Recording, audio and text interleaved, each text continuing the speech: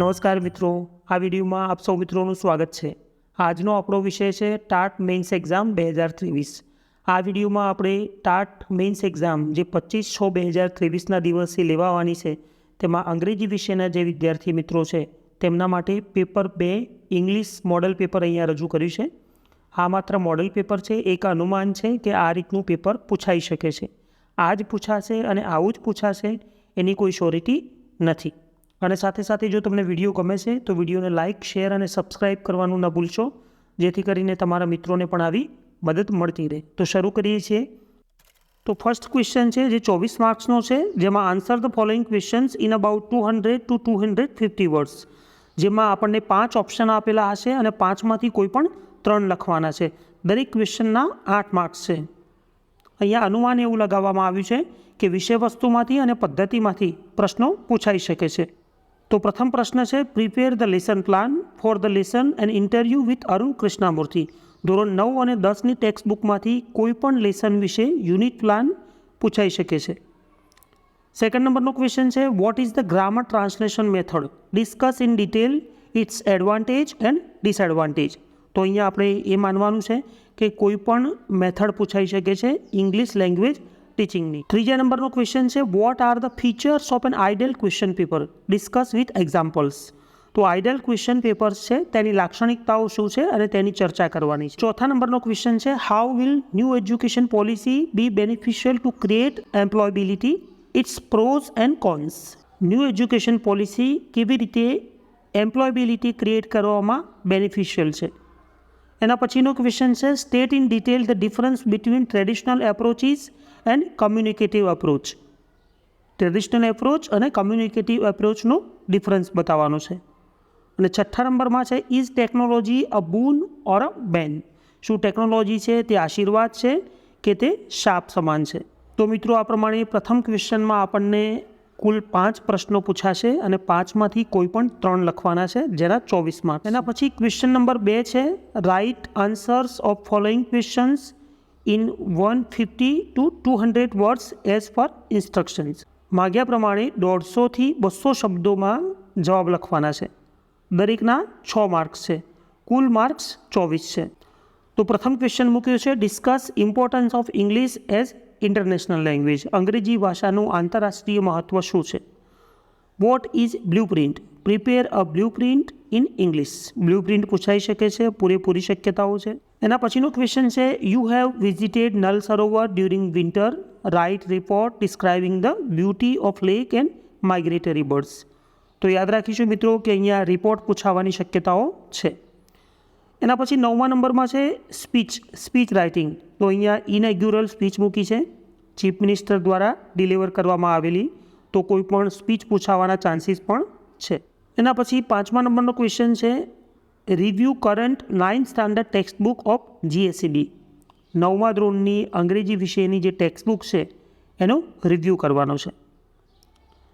6થા નંબરનો ક્વેશ્ચન છે, what are the causes of pronunciation error of students? વિદ્યાર્થીઓ પ્રોનાઉન્સિએશનમાં જે ભૂલો કરતા હોય છે તેના કારણો શું છે?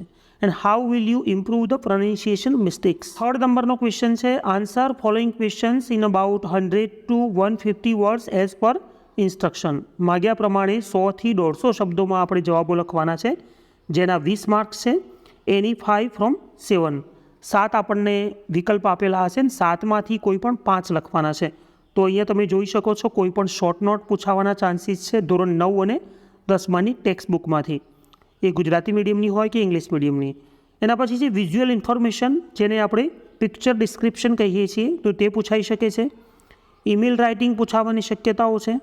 એના પછી મેથડના ક્વેશ્ચન લખ્યા છે, તો write any 6 uses of computer in English language teaching. English language ટીચિંગમાં કમ્પ્યુટરનો યુઝ આપણે શું કરી શકીએ? એના પછી છે, give 6 point indicating difference between oral and written composition. Oral અને રિટન કમ્પોઝિશનનો તફાવત આપણે સમજાવવાનો છે। એના પછી 6થા નંબરનો ક્વેશ્ચન છે, what is the usefulness of dictionary? ડિક્શનરીની ઉપયોગિતા શું છે? એન્ડ લાસ્ટ ક્વેશ્ચન છે, how will you improve students bad handwriting in English? અંગ્રેજીમાં ખરાબ અક્ષરોને તમે કેવી રીતે સુધારશો વિદ્યાર્થીઓના?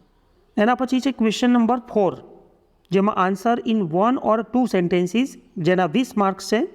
Inch question carries 2 marks. 10 પ્રશ્નો અહીંયા આપણને પૂછાશે, એકના 2 માર્ક્સ છે, એટલે 10 ક્વેશ્ચન કમ્પલસરી આપણે લખવાના છે.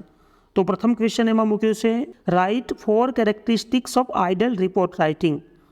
આઇડલ રિપોર્ટ રાઇટિંગની 4 કેરેક્ટરિસ્ટિક આપણે રજૂ કરવાની છે. What are the active skills, active skills શું છે? What are the receptive skills, receptive skills શું છે? Write 2 techniques of vocabulary teaching, vocabulary ભણાવવા માટેની 2 ટેકનિક્સ લખવાની છે કોઈ પણ. What is a teaching aid, teaching aid શું છે? What is a role play, role play શું? તો મિત્રો અહીંયા અનુમાન એવું લગાવવામાં આવે છે કે ક્વેશ્ચન નંબર 4ની અંદર આપણને ગ્રામર પણ પૂછી શકે છે એ લોકો, જેમાં 7મા નંબરમાં ટ્રાન્સફોર્મેશન ઓફ સેન્ટેન્સીસ છે, જેમાં સિમ્પલ, કમ્પાઉન્ડ, કોમ્પ્લેક્સ સેન્ટેન્સીસ આપેલા હોય આપણને, એને ટ્રાન્સફોર્મ કરવાના હોય. સિમ્પલ આપેલું હોય તો એને કોમ્પ્લેક્સ બનાવવાનું કહ્યું હોય, કોમ્પ્લેક્સ આપેલું હોય તો એને કમ્પાઉન્ડ બનાવવાનું કહ્યું હોય.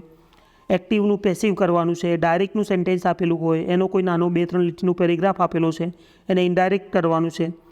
ક્લોઝિસને એ લોકો કોઈ પણ રીતે પૂછી શકે છે, adjective clause, adverb clause, noun clause. Synthesis પૂછી શકે છે, વાક્યોને કમ્બાઇન કરવાના છે, કન્જંક્શનનો ઉપયોગ કરીને જોડવાના છે. Frame sentences using given function, કોઈ પણ ફંક્શન આપણને આપેલા હોય ને એનો ઉપયોગ કરીને આપણે વાક્યોને બનાવવાના છે, તો અહીંયા એ પણ પૂછાઈ શકે છે. એના પછી લાસ્ટ ક્વેશ્ચન છે question number 5, objective type questions, જેમાં બ્લેન્ક પૂછાશે એટલે કે ખાલી જગ્યાઓ, જોડકાઓ પૂછાશે અને ટ્રુ ફોલ્સ પૂછાશે, જેના 12 માર્ક્સ છે. તો અહીંયા ખાલી જગ્યાઓની અંદર ટેન્સીસની ખાલી જગ્યાઓ પૂછાઈ શકે, પાર્ટ્સ ઓફ સ્પીચની, noun, pronoun, verb, adverb, adjective, preposition, conjunction, interjection. ફંક્શનની ખાલી જગ્યાઓ, જોડકા, ટ્રુ ફોલ્સ કંઈ પણ પૂછાઈ શકે છે. વોકેબ્યુલરી પૂછાઈ શકે. ટાઈપ્સ ઓફ સેન્ટેન્સીસ વિશે એ લોકો કંઈ પણ પૂછી શકે. મોડલ ઓક્ઝિલરીઝ છે એના યુઝિસ પૂછી શકે. કોઝેટિવ પૂછી શકે, મેક, ગેટ, હેવ. એના પછી છે ફ્રેઝલ વર્બ છે, એમાંથી કંઈ પણ પૂછી શકે છે. ઇડિયમ્સ પૂછી શકે છે. બની શકે કે પાઠના રિલેટેડ કોઈ ટ્રુ ફોલ્સ અહીંયા મૂકેલા હોય. તો મિત્રો આશા રાખું કે આ મોડલ ક્વેશ્ચન પેપરથી તમારી અન્ડરસ્ટેન્ડિંગ છે તે વધુ સારી બની હશે. તમારે આ પ્રમાણે તૈયારી કરવાની છે. આ માત્ર અનુમાનિત મોડલ પેપર તૈયાર કરેલું છે. કેવું પેપર આવે છે એ આપણે જ્યારે 25 તારીખે એક્ઝામ આપીને આવીશું ત્યારે આપણને ખ્યાલ આવશે કે એ પેપર કેવું પૂછાય છે. બધા જ મિત્રોને પરીક્ષાની ખૂબ ખૂબ શુભેચ્છાઓ. જય હિન્દ, જય ભારત.